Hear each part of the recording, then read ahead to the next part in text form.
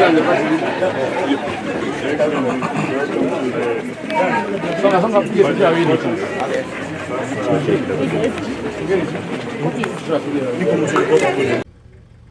Honorable Stephen Kalonzo Musyoka, kiongozi wa DAP Kenya, the Honorable Eugene Wamalwa, honorable members, senators, MCAs, and all leaders present. God is good, and all the time. Nisalimieni kwa hewa. Bwana Yesu asifiwe. Asanteni sana.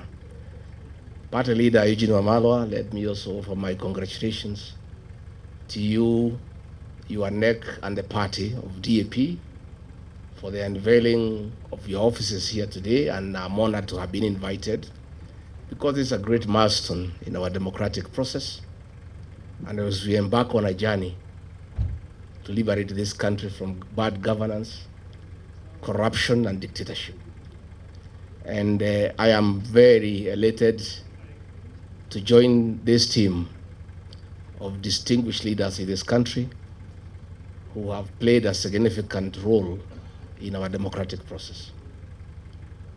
I have come with many senators and members of parliament who we work with as a way of showing our solidarity with this team.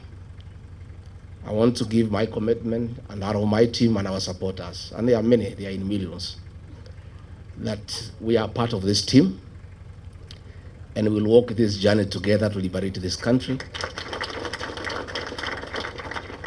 And we shall make whatever sacrifices necessary to make sure that William Ruto is a one-term president.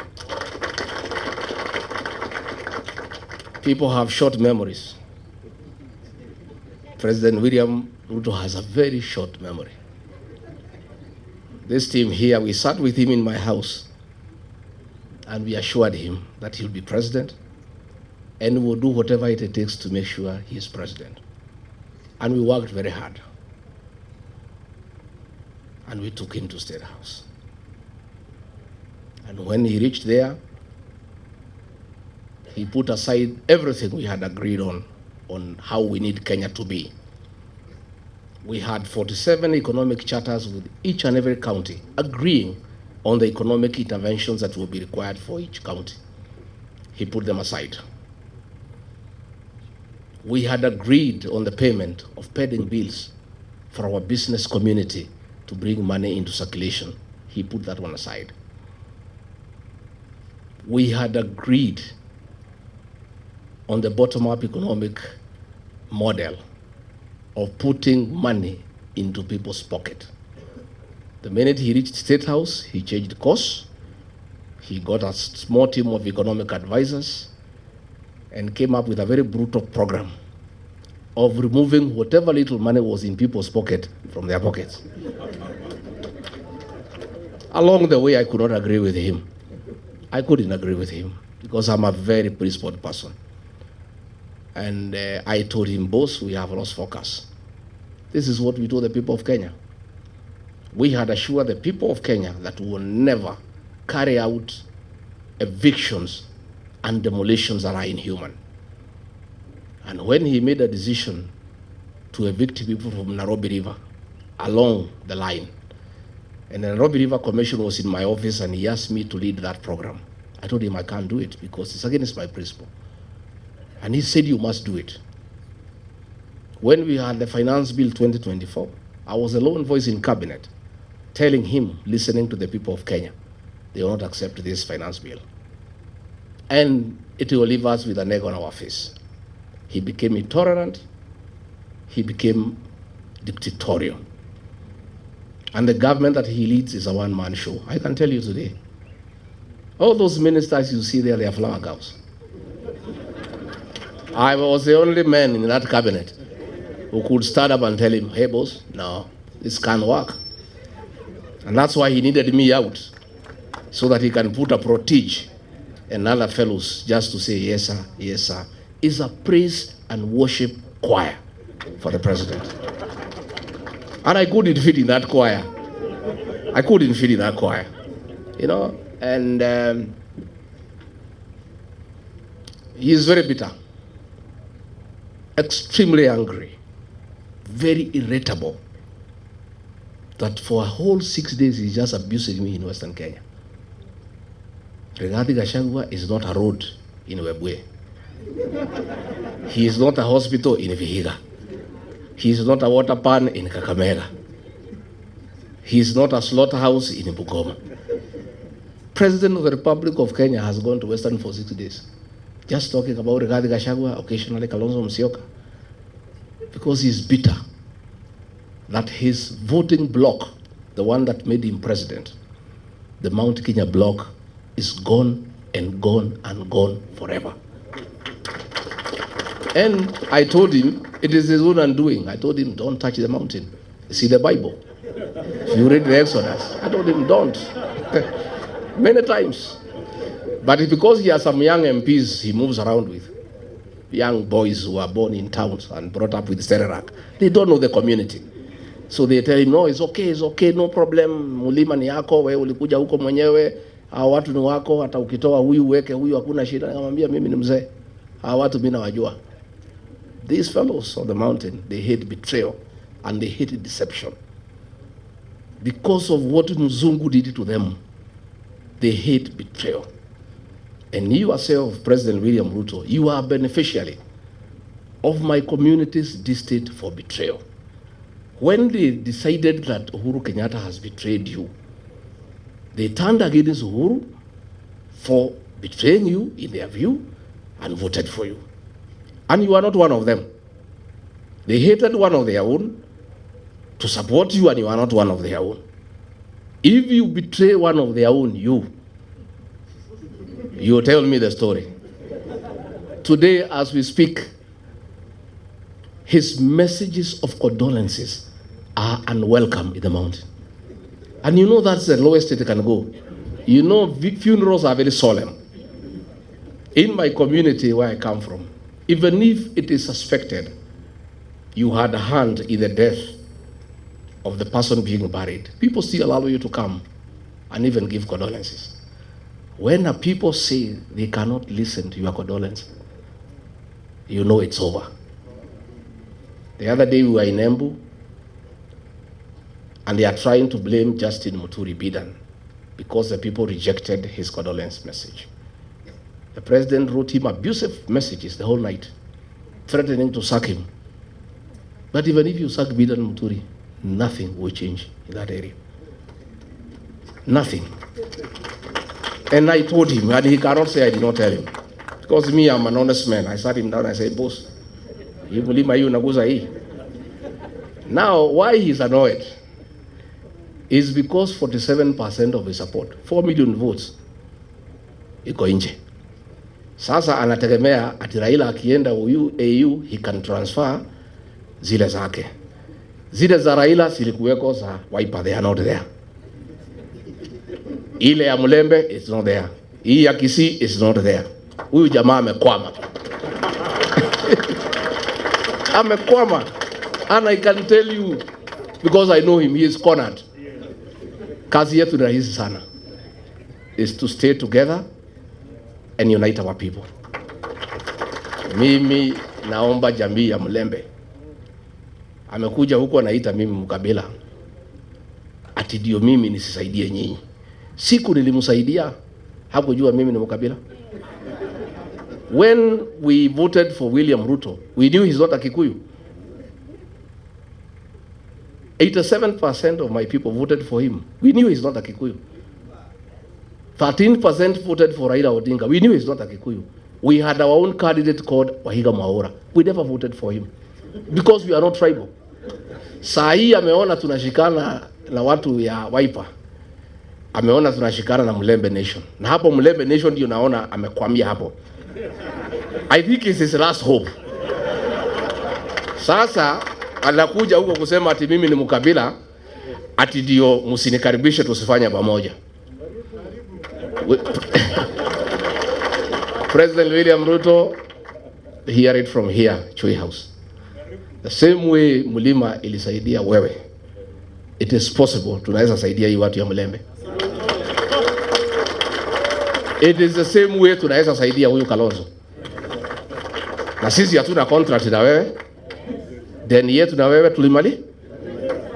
We had intended to pay you in 2 installments. Tukakupatia the first installment, ukagusa mlima. Hiyo deni ikafanya nini? Kaisha. We owe you no debt. So anaenda pale Western, anasema tumefukuza huyu Rigathi Gachagua and he is corrupt.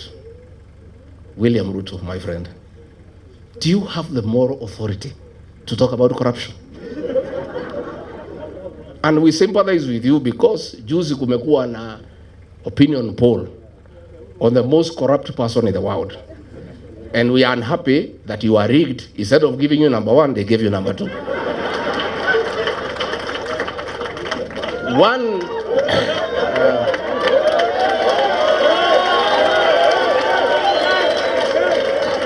Let me say, I want to say, let me say,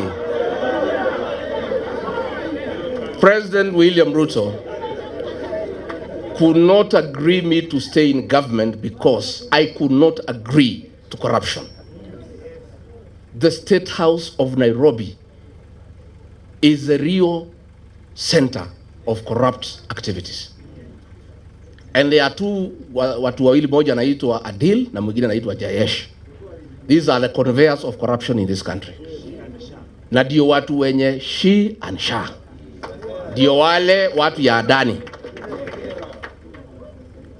Na hao watu wakija kuona rais, hata ukiwa deputy president ama minister, utamungoja hapo saa 5 akiongea na hiyo watu, wakipanga hiyo mane. So Mr. President, be an honest man. Look for a mirror before you talk about corruption and look at yourself.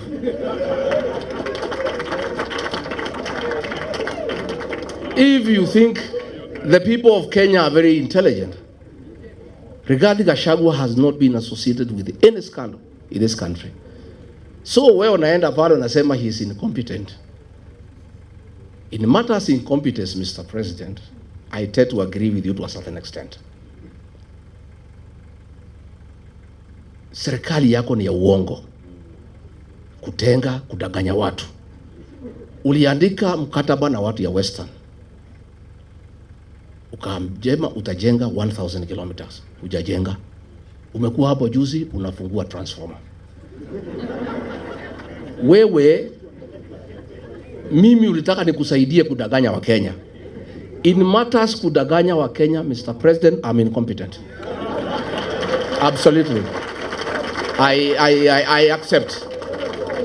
Because hiyo alikuwa anataka tuende kulaunch barabara na anajua hakuna budget, tukitoka matinga inafanya nini?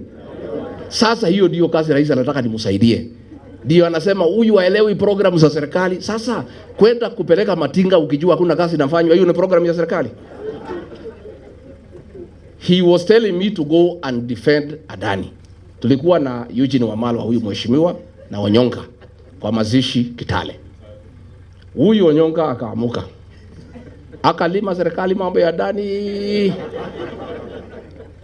na mimi nakaa tu pale. I don't want to nod because I'm still in office. That Adani thing is the worst form of corruption in this country.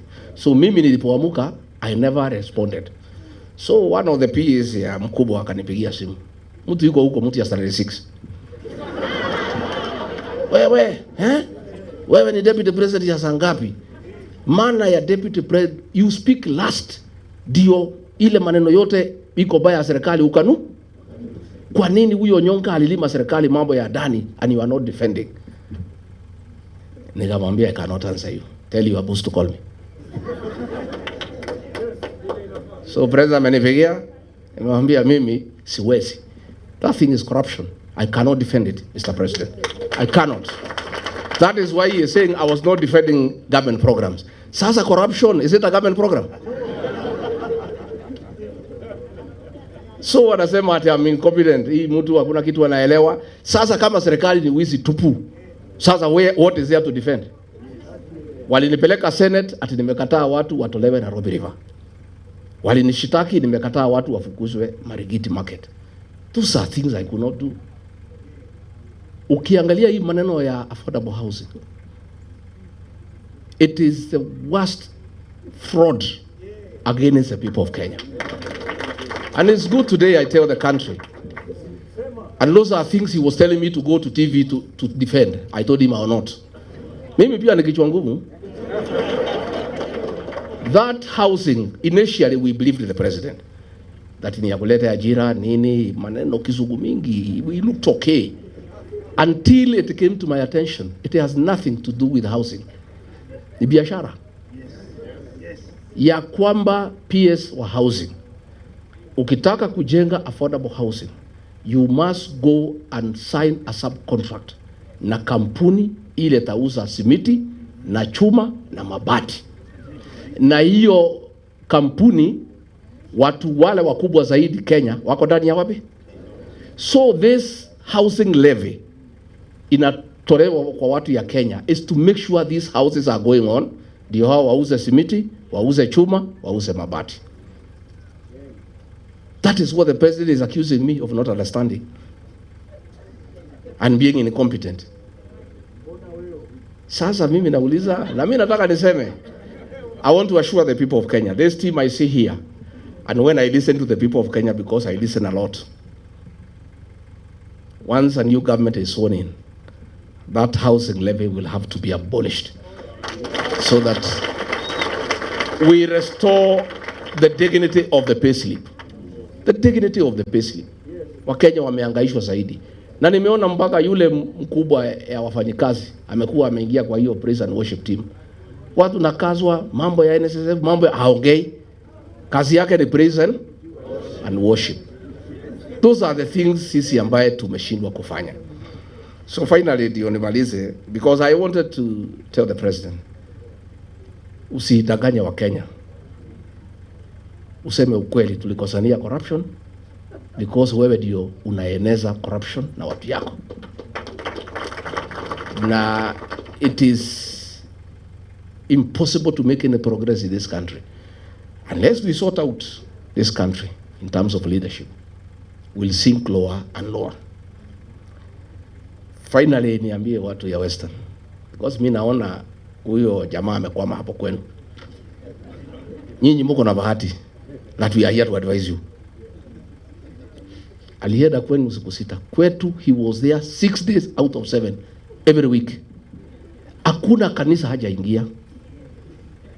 Hakuna barabara hajui kwa jina. Hakuna soko hajui kwa jina. And he would memorize. We were very impressed. Anataja barabara, Wakikuyu wanasema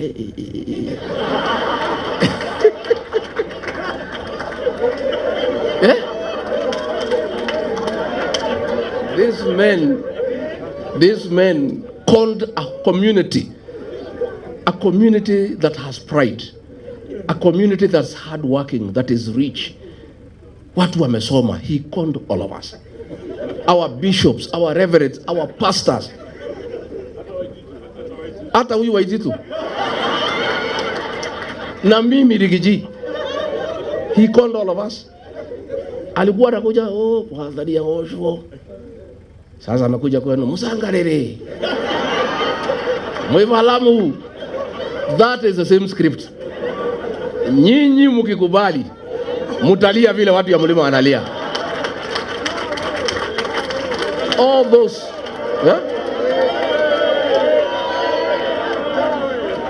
hiyo yote ni utapeli. All those things is promising he will not do anything. He promised us atatumalizia barabara ya Maumau kwisha. Nitajenga hii. So today he does not come to our place. The last time alikuja pale Embu in November, alijaribu kuenda uongo ya housing. Washirika wakamuka kumwambia tutaki uongo hapa tena. Hiyo mambo ya uongo peleka huko Western. Akajaribu kuongea mambo ya SHA, akaambiwa tutaki uongo. Kwetu amejulikana na ndio humuone huko. Na hata akija atakutana na watu. So nyinyi watu ya Mlembe msituangushe. At least you have the benefit of free advice from victims of deception. Sindio? Simuko na free advice. Yeah? Sasa yeye halali ati nimekaa pale wa Mnyoro. Mimi nakaa tu chini ya miti. Yeye hako juu ya gari. The reason President Uhuru Kenyatta alikuwa ametuambia muachane na hii mtu. But he never gave us a reason. na hapo alitukosea. Na kama angetuambia what I know today, hatungekuwa hapo. Also the choice he was giving us was also not acceptable. So pale nimekaa pale, I'm doing things differently from Uhuru Kenyatta. I'm informing the people who is William Ruto. That is why he is unhappy. Mimi nakaa pale, watu wanaeleza watu, naeleza, wanasema imetosha, wanatoka wanaenda. Nakaa pale na mapasta na waeleza, wanachukua Biblia, wanatoka wanaenda. Pale nimefunga 100%. Hata kupata agents, hatapata agents ya kusimamia kura yako.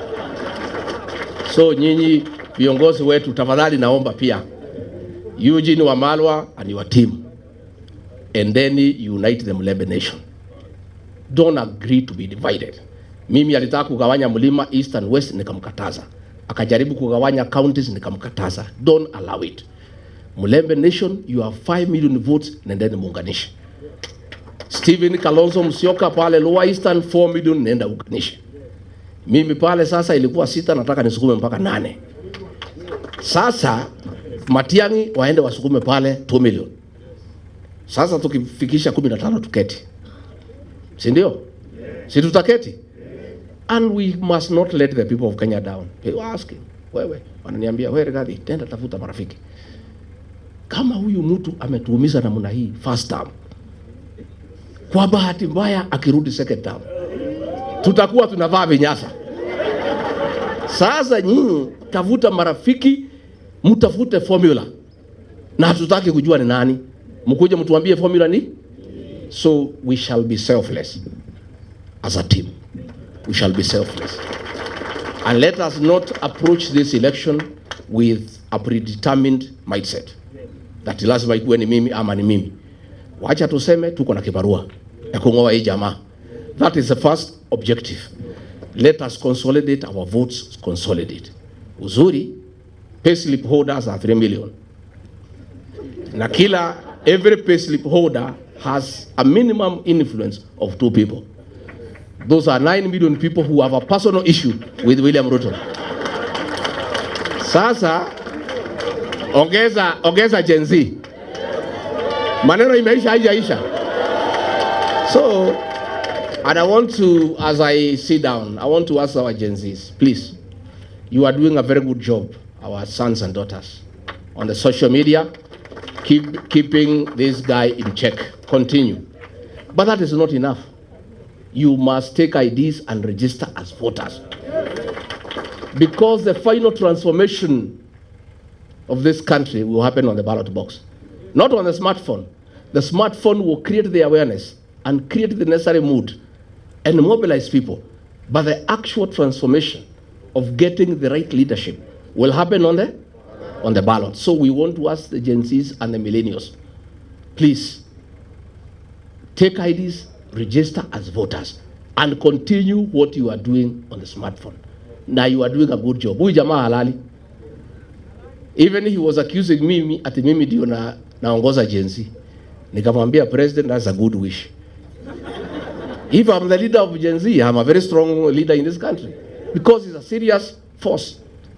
So leaders hawa niwapongeze. This journey is not for the cowards and the faint-hearted. This man is angry and therefore dangerous. I must tell you. Alituma watu Limuru, walitaka waniue. Mungu akanisaidia. Siku ingine ametuma askari anitupie tear gas huko Shamata. Siku ingine ametuma criminal gang kuumiza bibi yangu. What he must know is that some of us, and he knows as well, of course he is forgetting, when the fourth administration was against him and persecuting us, we stood with him and never feared. Sisi si watu ya kuuziwa uoga, hata tukiuziwa hatuna pesa ya kununua. But I want to tell these leaders, you must be steadfast. You must be on the right side of history. And with these two great leaders, and Matiang'i and the others who come on board, we'll work together. Na tutasaidiana. We'll continue consulting, tutatembeleana. Hivi karibuni, we are also going to unveil our movement. And it's a serious movement. and it's a national movement, but the home of the mountain. Just like every party has a certain home, it's a national party but with a home. Watu ya mlima wamesema sisi tulienda harusi na gari ya mtu mwingine. Kufika kwa mtu tukaambiwa tushuke. Sasa tunatafuta gari yetu ya kwenda Sasa kila iko magari hapa. Sasa tutakutana kwa harusi, Mercedes iko, Range Rover iko, magari imejaa wapi? Pale. This UDA, when I make my announcement in another few weeks, will be a shell. It will be a shell. There will be nothing. Ulifukuza sisi, tumetoka na watu wetu wote. There will nobody, even people are impatient. If you know the pressure I am under to announce the vehicle, I am not sleeping. People are impatient and they don't want to see anything yellow. You know? So, sisi tutauda gari yetu na itakuwa ni gari kubwa na ya Wakenya wote. Na tunataka tuungane pamoja na hao wengine tupange Kenya. And we mean well for this country. Na mtu asikuambie ati sisi ni wakabila kwa sababu tunaunganisha nyumbani. You would be stupid to go to the national table before you organize your house. Lazima kila mtu apange nyumba ya. Alafu ndio tuketi kwa meza ya Kenya, si ndio? So we must all organize our houses so that tutengeneze nyumba hii, tutengeneze hii, tutengeneze hii, tutengeneze hii. Yeye he is bitter kwa sababu hii yangu alikuwa anafikiria ni yake. Sasa amejua si yake. Sasa ako na machungu. Na there is nothing we can do, hatuwezi msaidia, pole. Wewe omba Mwenyezi Mungu, huyu mzee aende EU kama he can give you his base. I don't know whether loyalty is transferable. Whatever he can give you, you see what to do with it. Hii ya Western naona kama imeenda, Ukabani imeenda, ya Kisii imeenda. Sasa pale kwake tutapambana. Hata sisi tutakuwa hapo. Baba akienda, ile tabaki pale tutangangania na wewe. Si tutangangania? Kwa sababu watu there are some guys who came to see me from Siaya. Wanasema, they came to my house. Wanasema, sikia, tukiji. Sisi, our loyalty is not transferable. Sisi ni watu ya baba. Akishaenda AU, tuko free. Na sisi vile tunaona yeye ni mtu ya kusema ukweli, tunaweza elewa. So, even that Nyanza, baba akienda, will be there also.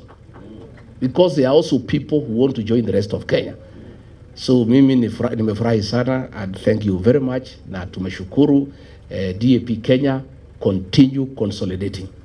Until Governor Natembea asiuziwe uoga. Na hata akiuziwa asinunue. You know they were saying that when they impeach me at I am finished at 2 weeks alidanganywa na vijana hapo hii ya town. Hii mlima they have no use for any leader who is not having a position. Tukitoa huyu wanawachana naye wanachukua yule mpya. Sasa kila siku wanaongea juu yangu. Na bado